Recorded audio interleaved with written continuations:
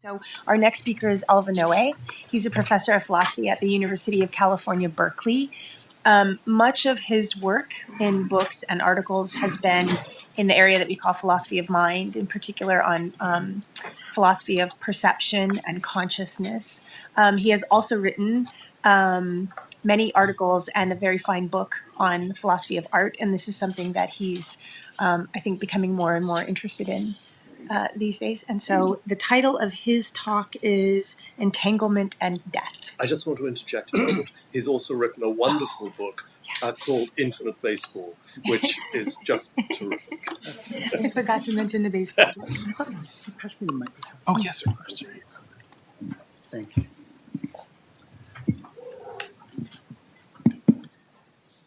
The title is Death and Entanglement, Some Thoughts About Life, Love, and the Aims of Art Conservation. I'm pleased and intrigued that I'll hit some of the same themes that you hit in a different way.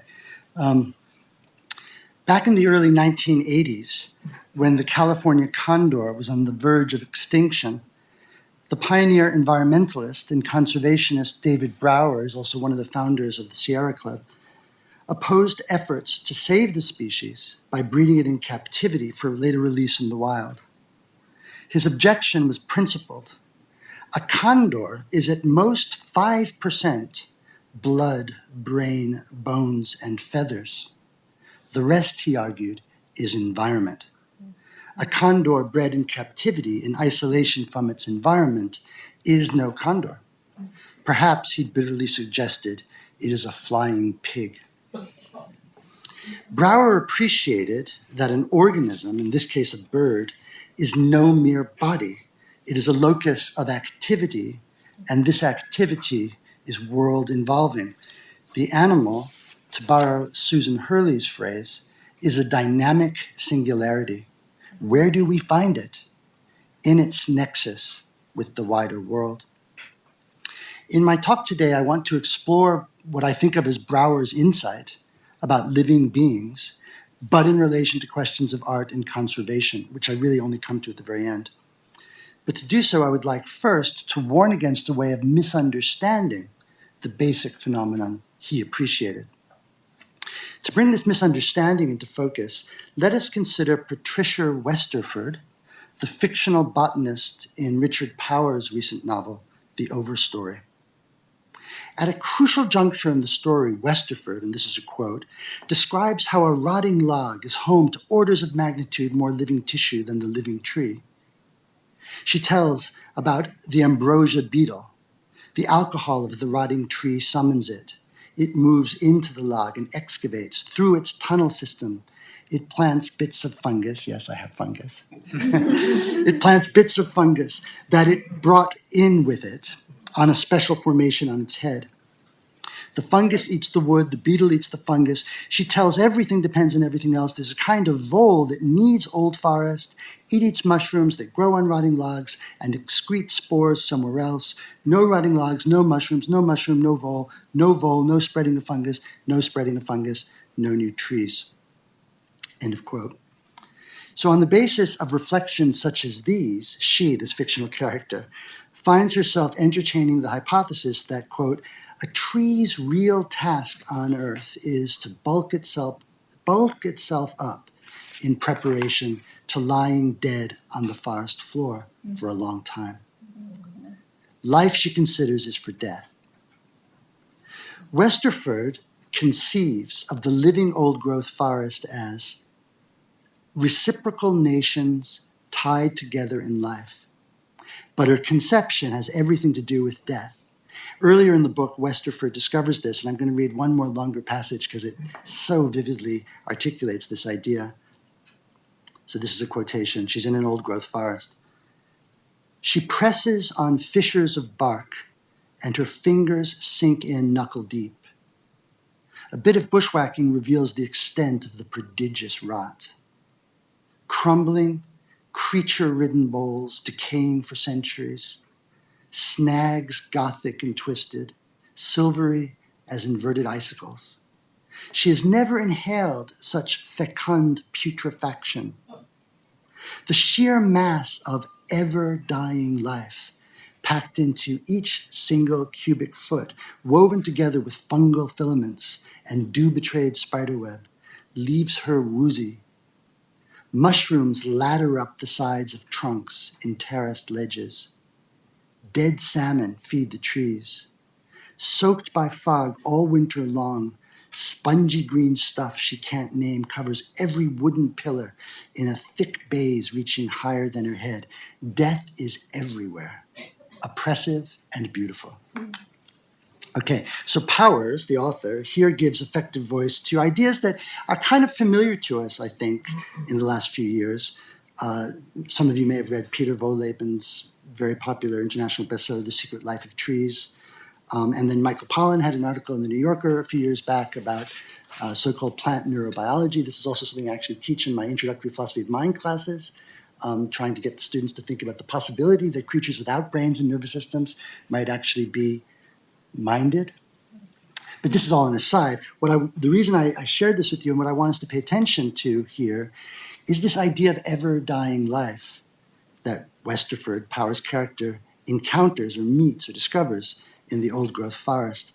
Life and death, the idea seems to be, are joined symmetrically in a kind of circular, processual unity. Death is the source of life, which is itself thought of as a condition of steady dying. From this point of view, life and death are an unending process of metamorphosis and transformation, and now this is important, in relation to which trees and other large-scale biological individuals like us, but also like the California condor, are but moments or phases. We are living bridges from one state of death or dying to another. Authentic death is a kind of eternal life, a beautiful oneness with the biomass from which we come and to which we will return.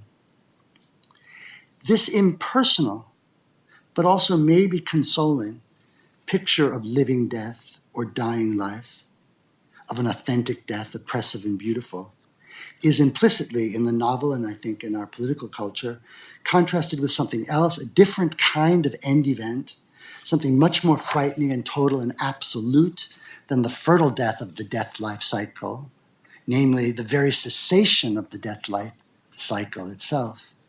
This cessation, brought about by the devastation of biodiversity, the destruction of the old-growth forests, clear-cutting, etc., by human interventions, this cessation is new and terrible, it's human, and it's wicked. From the standpoint of ecological naturalism, which I think Westerford articulates, this kind of megadeath, this kind of sterilization, this undoing of 4 billion years of organic evolution is uniquely human and very much the product of sin, short-sightedness, greed, rapaciousness, ignorance, indifference. But the piece in all of this which interests me is not the politics, not the moral challenge, not the real threat, but this interesting focus shift implied here from the individual as a unit of significance to the biomass collective. Ecological naturalism, as I'm calling it, posits life and death as mutually enabling processes and crucially, at least as I'm reading it, views living agencies, trees, voles, people, the condor, as in a way mere epiphenomena. We come and go as the active microbial and fungal matter, which is our real ground, blooms and decays. Now I think the mistake begins to come into view. Yes, we are dynamic singularities. We are spread out and world involving. This is actually the central theme in my philosophical writing over the last 15 years or so. We are 95% environment. Brouwer was right about that. But we're not epiphenomena. And our relation to death and life is not like that. Our relation to death and life is not like that which the ecological naturalists would have us believe. We do not just come into life and then depart. I'm telling us things we already know. We don't just preserve a great continuity. Each of us, every single one of us, is born to a human mother. We are pushed or squeezed or pulled, sucked, or even cut out of her body. We do not emerge from a living death, a vast, preconscious, unknowing. We emerge from life, from the very specific personal female lives of our specific individual mothers. And our lives start there, not exactly in medias res, but certainly already in relation to another person. It's this fact, or the fact of this inescapable intimacy, that I think gives life its basic asymmetry, its unidirectionality. However you tell the story, ours is the tale of a breakup, and its final chapter is always the same. We die. But death for us now is not a sacrifice to the microorganisms alive within us and around us, nor is it a spiritual eternal rebirth. In a longer version of this essay, I discuss some Christian views as well. Our deaths, very much like our births, can only ever be for us something like traumas, for they are forced separations, unwilled goodbyes. Death is a terrible and undeniable loss of everything we have ever loved and everything we have ever cared about. In this admittedly somewhat melodramatic telling, we do not stand in a symmetrical relationship to life and death, and while we are food for the fishes and fodder for the worms, we are more than that. We are persons, we are agencies, we are protagonists. And I think this is actually what biology teaches. Consider, the simplest living thing, the unicellular organism, makes itself by intaking energy from the surrounding field and using it to build a wall, the membrane, that literally defines the cell or the organism itself and marks where the rest of the world begins. Life is this self-making, in Varela's phrase, autopoetic, but fundamentally, I think, xenophobic activity of building a wall, of producing, preserving, conserving, and insisting on the integrity of oneself. This process also delivers something like meaning and value. For the cell's universe spontaneously bifurcates into what's good for the cell and that which it cannot abide. The cell has interests, needs, goals, and in a way problems, even if, of course, it can't frame these or think about these for itself. The simplest organism is already a protagonist, and a protagonist is not merely a locus of biomechanical activity. The cell is not a process or a dynamic, but an it. Not a he, not a she, not a they, but is an it. And that, in virtue of it is an it, a kind of unity or integrity, is something that differentiates it from every non-living thing that there is. Now, an amoeba is no person, to be sure, but this much is shared in common. First, to be a person, no less than to be a bacterium, is to be organized. We are organisms, after all. Second, neither the amoeba nor we ourselves are mere chemistry. We are characters, and our stories, whether told by Darwin or by the journalist or the novelist, reveal an order and meaning that has no reflection, none at all, in mere physics. Okay, let me try to reset now my eyes on the target, which is to say something about art. Human life and consciousness, this is sort of by way of summary, is not something that happens inside us. It's something we achieve, and like everything else we achieve, it depends not only on our brains, bones, feathers, and blood, but on our dynamic involvement with the surrounding environment. And this is how I characterize Brouwer's insight in my own language. But to insist on this world-coupled, collective, dynamic distributedness is not or should not be to eliminate or reduce or demote the existential and the ontological significance of the organism or the person. No living being is merely active matter. And this has everything to do, first, with the fact that life not only self-organizes, but always does so in the interest of stasis or homeostasis. We make ourselves, we self-organize, and we do this by denying that mere process can rule over us, that entropy can rule over us, that we are just biomass. We make ourselves up. I think you can lose sight of this if you give too much attention to the fragility of our hold on ourselves and of our vulnerability to, as well as our productive exploitation of, the fungi and the microbiome.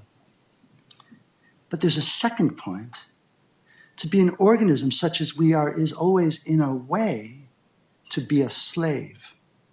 In the first instance, a slave to the ceaseless demands of life-making, self-preserving, self-conservation that is our first order of business. But things are more poignant still. We didn't sign up for this. To be an organism is to be organized by the demands of this fundamental, existential, and terribly constraining task. But none of us chooses this. In fact, for the most part, we don't even understand the ways we are organized and governed. Wittgenstein wrote that a philosophical problem has the form, I don't know my way about. And the aim of philosophy is, in a way, for him, to orient, or to enable us to recover our bearings. We need, or we feel the need anyway, he thought, to gain an overview of, basically, where we find ourselves. Now, I think that this is art's basic work, too. Art aims at ecstasy. I don't mean passion, emotion, or pleasure. Its push is for release. And its point is to undo the stasis or the homeostasis that is our ordinary, our normal, and our most familiar condition. The key thing is to appreciate that the conditions from which we seek release, for example, in the human case, the basic habits, intelligent automatisms, and unthinking skills which constrain us, are precisely that which make us what we are, the manners in which we are organized. So release means something more than enlightenment, Wittgenstein's coming to know our way around. It holds forth the possibility of reorganization, something akin to liberation. Let me give two examples. First, choreography. People dance. Dancing is an organized activity. It's an activity built out of habits. Choreography, the art of dance, however, is not just more dancing.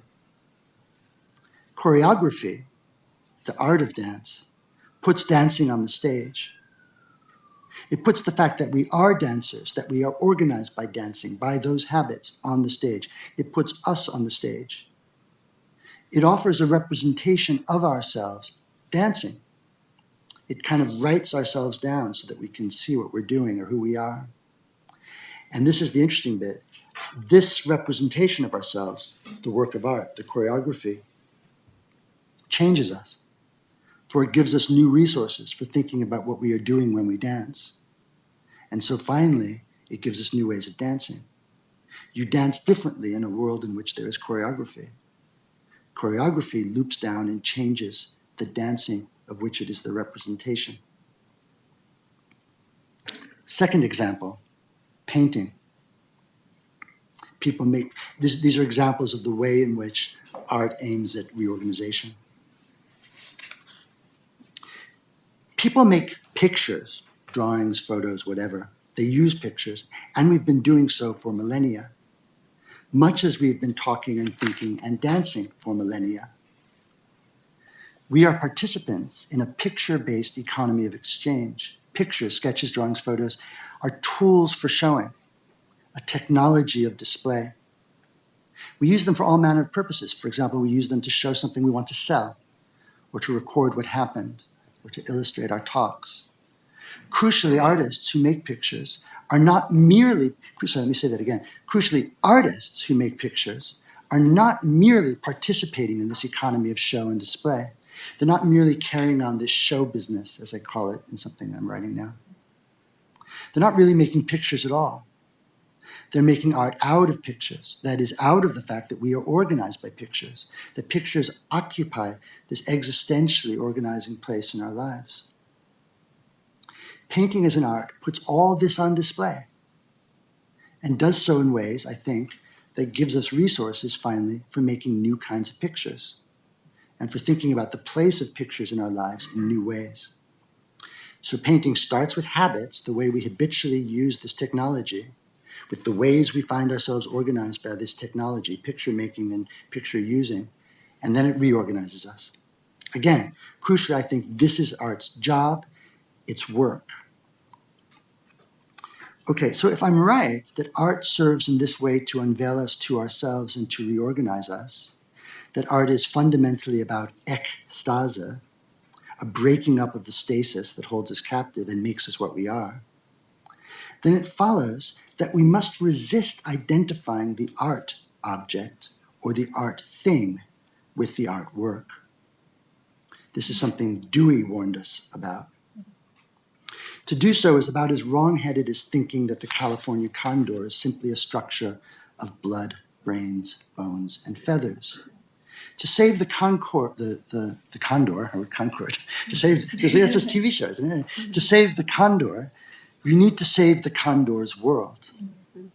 For the condor is a way of being in the world. And to save the artwork, or to keep it alive, as it were, you need to preserve the conditions in which it can provide us with the needed opportunity, as I'm putting it here, to unveil us to ourselves and reorganize ourselves.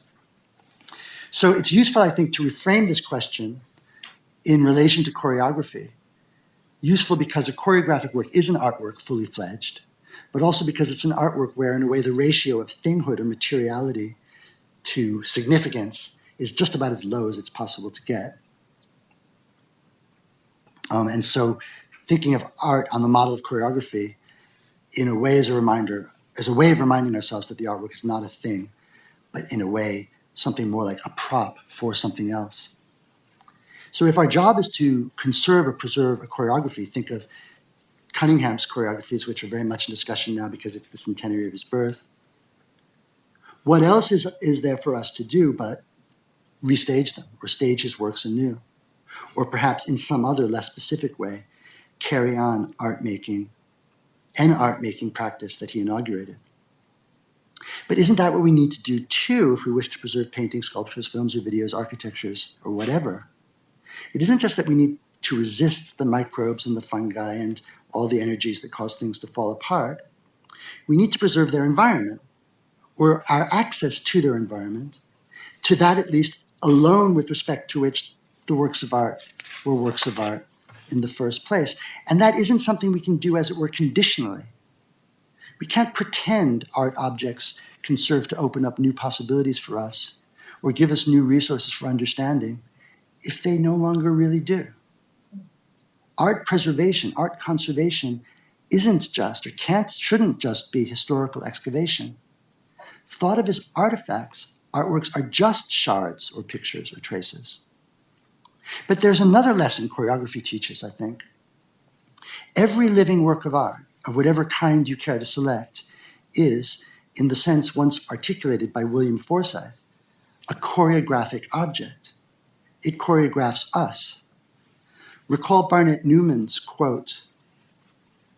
I don't know if this is apocryphal or not, but apparently Barnett Newman, when he had his first solo show at the Betty Parsons Gallery, wrote a note in 1954 at the entrance of the gallery, inviting people to step in close to the works of art.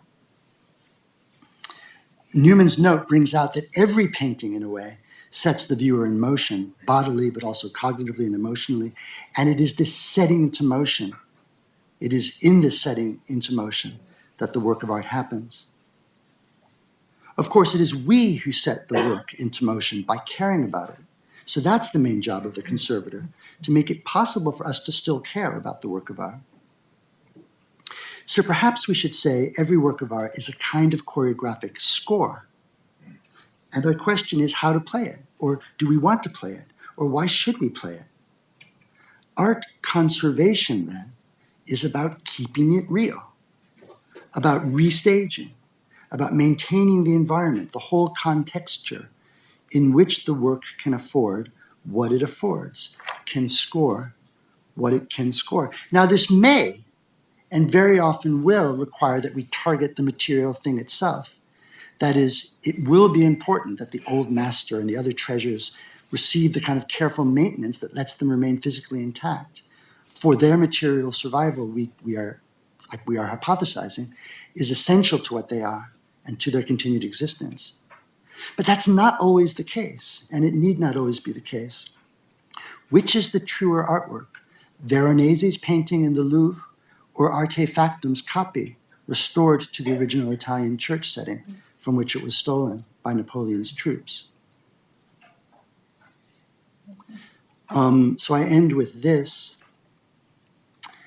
I learned not long ago that there's many scholars in the room who probably know this, that there was an engraving on Roman pre-Christian headstones that was once about as common then as RIP is for us today. It was NF, F, NS, NC, non fui, fui, non sum, non curo. Translation, I was not, I am not, I do not care. So perhaps it's sometimes good and right that we let artworks die their natural death. It's a terrible and scary thing to let things we love go, but sometimes there's no alternative. Thank you.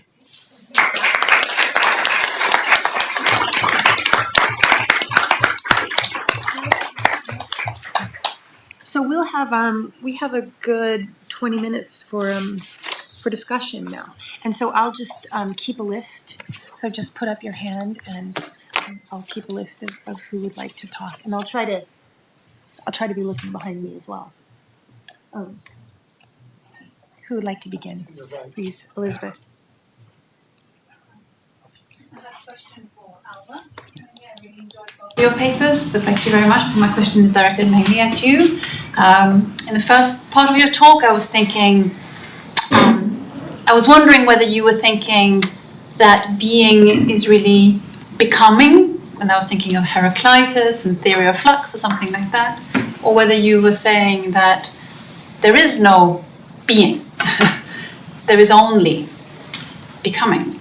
And I wanted to connect that with the idea in the second part of your talk, because it seemed to me that if art, as you say, and I think that seems right, should only be conserved if it enables us to reveal ourselves to ourselves and reorganize ourselves, I think you said also. How are we to delimit this process of becoming? I mean, when do we know when the art is such that it can reveal itself, or that it can enable us to reveal us or ourselves through that process? So it was both a kind of very theoretical, abstract question and trying to connect it with a concrete message. I was just thinking in terms of, I was at the Met a few days ago, and I was looking at the Dutch masters downstairs, and at the end of that tour you see that Rembrandt, who I think does what you were describing perhaps better than any other artist I know in terms of revealing yourself to yourself, died in poverty because for about 80, 90 years no one thought that he did that, and no one thought that his art enabled that for other people. I don't know if I can give a satisfactory answer to you. Actually, I was in Brussels last week, and in Brussels they claim that Rembrandt's popularity today is purely the result of Dutch propaganda, that Rubens is the greatest. Somebody actually said that to me. I think actually it's one of the ways in which art and other kinds of reorganizational activities like philosophy itself are fraught, that there's no guarantee that it will do the work for us, but we want it to do, at least in some aspirational sense. In fact, maybe it's possible even that some works of art can reorganize us for the worse. That's a sort of a scary thought that I don't quite know how to deal with, actually. One of the markers for me of the artwork is its at least initial imperceptibility or its initial incomprehensibility. When you look at an artwork, even a Rembrandt, sure, we spent 2 hours looking at 2 paintings yesterday in MoMA, and what we saw at the end of each hour for each picture was something very, very different than we could see at the beginning. Through talking, through bouncing ideas back and forth off each other and the picture, we just completely transformed what was visible to us in the picture. Can any object sustain that kind of intense looking? Can different objects sustain it in different ways? That's, for me, a really interesting question, and I don't have settled answer. But one, just to your first point, to your first part of your question, so I'm kind of waving my hand to the second one. But the first question is, in a way I was raising doubts about there's only becoming, there's no being, which I was taking to be something that's sort of suggested by a certain kind of way of dramatizing the processuality of nature. And I was suggesting that actually we can't get away from a conceptualizing of nature is made up of stories with living protagonists in it who have a kind of static nature. They really are beings. Now they're beings that preserve their own existence by coping with the underlying processes that resisting biology. Aaron, you're next in the queue. Yeah, well, I have a kind of specific question for Alva that has to do with the potential relationship between choreography and code. Also thinking back to yesterday, thinking about the code as the sort of behind the scenes generator of the thing out there in the world. That's a very specific question. More just thinking about both of the presentations, I have more a kind of observation that comes out of my being a participant in the larger project of which this is a part, and repeatedly over both presentations, I felt myself channeling my Indigenous colleagues and interlocutors when ideas of relationality and cycles of obligation and reciprocity were mentioned, and the notion that the particular active, to maintain the particular active dimension of at least certain kinds of objects, let's say in museum collections that conservators are responsible for, entails keeping them in active relations with people, with kin groups, with knowledges that requires rehearsal. Another choreographic concept that requires rehearsal and reperformance that may have less to do with treatment of the physical thing and more with the maintenance of the thing in an active set of relations, to keep the thing embedded within that active set of relations. And more, I just kind of want to signal the familiarity of concepts that you've laid out with a lot of what the Indigenous ontologies section of this project has brought out. And this is, I guess, this is more a kind of like notes for our project in these sort of perhaps unexpected areas of conceptual overlap. And I guess if I were to turn that observation into a question, I'm curious. I know you're more likely to have worked within some of those Indigenous frameworks because I know of your interest in repatriation. And so I guess part of what I want to put on the table is this: are there real points of philosophical overlap here, or as we've confronted in this project before, are we talking about different things in similar terms? That's how I would turn that observation into question for you both. With two different things are? Certain kinds of Indigenous conceptions of relationality, obligation, reciprocity, and the kinds of notions that you're talking about. I mean, obviously, it's easy to sort of go to the kind of ecological framework and say there's overlap there, but I don't want to posit that as the answer to my question necessarily. Yeah, I mean, there's a lot there. So I don't have a. It's a pretty open-ended question. Sorry, I want to talk into the microphone and talk. Yeah, at the same time. Yeah, sorry. So I mean, I definitely think that there are points of convergence between these, these reflections about sort of process in, living matter like fungus and some of these different ontologies. I wouldn't want to presume that they're the same, even though there are relationships among them. I mean, rather than try to sort of address that question head on, because I think it's such a big question, I want to sort of say something that your comment prompted me to think about, which connected back to Anne and Ivan's original presentation.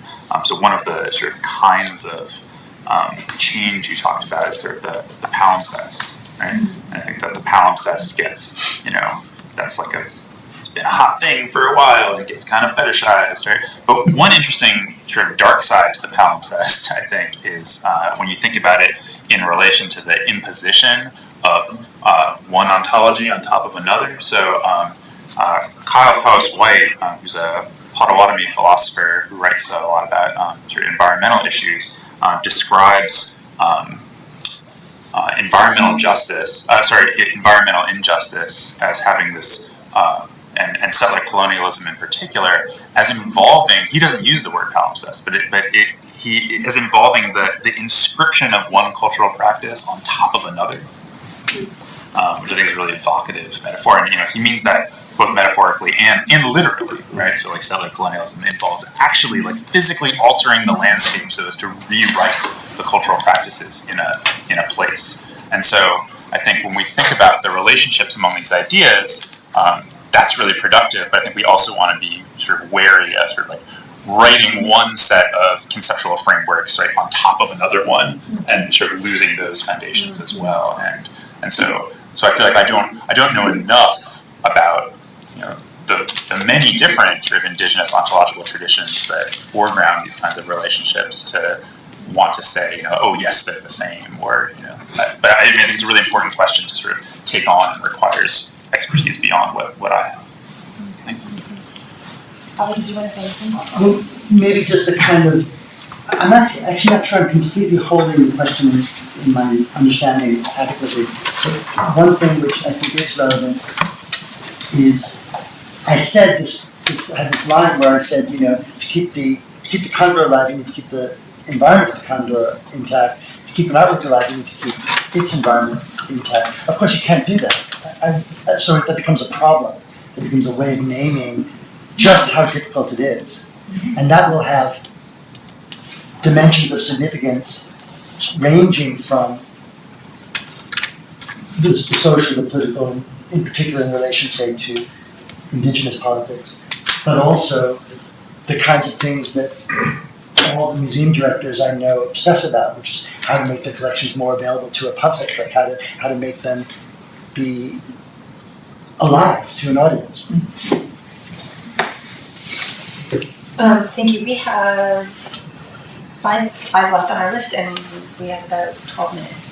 So, Peter, please, next. Right, I want to ask Alva if there's more up his sleeve, both about choreography and then about conservation. And here's where the question comes from. In the sort of epic history of dance called Paramodernities, that was choreographed and debuted in 2018 by Netta Yerushalmi. It's a series of vignettes on different choreographers with texts written by different people. And so the one devoted to Nijinsky is written by David Kishik, who's a philosopher. And he contrasts the two Greek terms, the topos and hora, as the one being the abstract place, like on an XY grid in space-time, and the other, the hora, is made up of the people create the space. And so choreography then becomes a way of articulating human populations in mobile forms, right? It's the dynamic of human life. So, from that perspective, we put that back in, is there a political theory in your argument which also, if extrapolated to conservation, makes the conservator not only a historian of the object, but in some sense also a choreographer of the dynamic human existence? Who is the agent there? The historian, did you say? No, could the conservator actually not only be the historian of the object, but actually, moving through what you say, have an important role in the constitution of social life? Absolutely. Yeah, that's the point. That's exactly the point. In my 20-minute presentation, I didn't say that. but the point is that what the choreographer is doing is, I think, and for me the choreographer in this case is really just a stand-in for the kind of work that the artist does. What the choreographer is doing is not fixing our steps, is not telling us how to move, but is rather finding ways of putting on display for us the very ways that we find ourselves inclined to move, or what we think movement is, or what we think dancing is. And so the choreographer is doing work which is reorganizing, and fundamentally reorganizing of the social fabric, which is the ground of that loop. Now the conservator, I think, is also playing a very similar role. Maybe not the chemist in the lab, but if your thought really is what would it be to keep this thing intact as doing the kind of existential and politically reorganizing work that it does alive, well then yes, I agree with your response to me. Yeah. Nice. Jeffrey. Yeah, actually, a lot of what I was going to say has come up already, but I guess I'll try to take it to a slightly different place if I can. I'm interested in for Alva, the metaphor of the choreographer is a really wonderful one and meaningful to me in relation to my practice as a curator and my relationship to conservators, and above all, right now, Francesca, with whom I've worked for many years. I guess I have many things on my mind listening to your argument, but one of the things that, for just the sake of time, that I can pose as a dilemma or as a problem in relation to what you're saying has to do with institutional life. You mentioned it briefly, almost in an offhanded way, but a lot of us in the room are for better and worse, mostly better, but sometimes worse, caught up in that, in the identity of the professional in this respect of the things that you're describing. So this is a very general sort of topic more than a question, but I'm curious to know if you can square the claims that you're making with the challenges and imperatives of institutions. It's not just about keeping the objects alive in a way that sounds really positive and good to us when we say it, in broad terms, but day to day, what that really means in museums can be a conflicted thing. Yeah. And in fact, often a negative, in other words, often something that does damage to the feeling environment of the object, that you so beautifully described. So I'll stop there. It's just by way of. That's really an interesting and huge topic. I'll just make a couple of very small points that are little pieces of the bigger puzzle. The first is that since about 10 years ago, I started having conversations with people in the museum world. One of the things I'm so struck by is how much anxiety there is around these kinds of issues at every level in the museum. What is the role? What is the need for multimedia? What is the need for education? What is the need for outreach? All at every level. So that's the first point. The second point is I think in some ways that's unavoidable because of the incredibly slippery and bizarre nature of this thing we call art. It's just not clear what we're doing when we're caring for these things, because these things are really, even if they are embodied in Rembrandt's painting, they're so much more than the collection of atoms there hanging on the wall. So it's almost as if to run a museum is kind of like being a philosophy professor. You have to be constantly juggling these conceptual tasks. I'm saying running a museum, but I'm thinking I'm sensitive to the fact that there are many different roles of people who work in these institutional settings. So I guess the only thought I have, again, I'm sitting in my philosophy office talking about this, but the only offer I have at the moment is something like embrace the anxiety. Own it, because that really is okay. Let me just say, no problem. as you will soon learn. Just the second part is just to throw it in there because I know you're running out of time, but it also has to do with the way in which objects belong to specific cultures over time in specific places. In the context of the museum, can compromise that clear vision of that aspect of the nature of the work. So Rembrandt and Barnett Newman are closely related on the one hand in your office, and on the other hand, of course, radically different with respect to what the imperatives of the given work are, and how the work's supposed to function in the context of space and before the beholder. So that goes back to the question of the practical complexity of the situation that you described. Yeah.